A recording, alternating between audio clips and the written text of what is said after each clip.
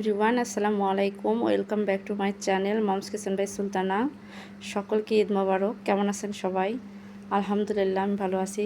যে যেখান থেকে দেখছেন, দেশ বা দেশের বাহির, সকলকে জানাই আন্তরিক শুভেচ্ছা ভালোবাসা। আমি বেশি ভিডিও করতে পারি নাই। সকালে আয়োজন হিসাবে যা যা ছিল অল্প কিছু, আমার গেস্ট আছে, তাই আমি সকালে খুব অল্প কিছুর মধ্যে সেরেছিলাম।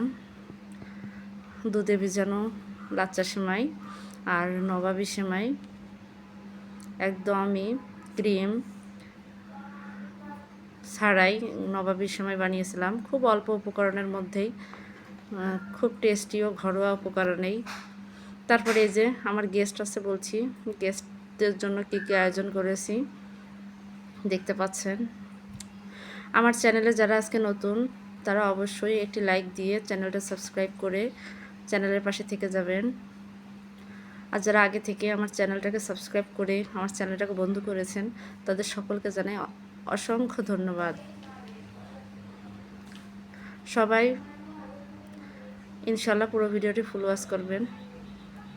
এই যে আমার দুপুরে একা হাতে যা যা করলাম গেস্টদের আয়োজনে, যা আসবে, যায়ের বাবার বাড়ির লোকজন আসবে, তাদের জন্য যা যা করলাম একা হাতে। মেয়ে অবশ্য আমাকে অনেক হেল্প করেছে।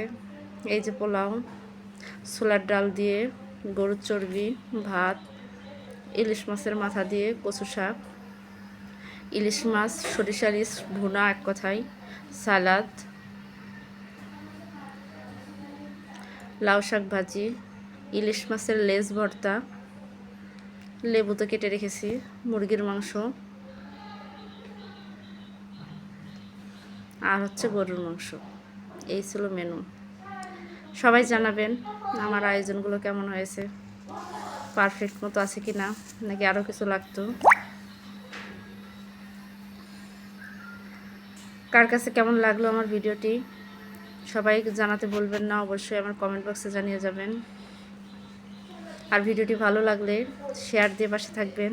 এই যে এত থালাবাটি, এগুলো সব আমার বড় সোনামণিটা পরিষ্কার করেছে।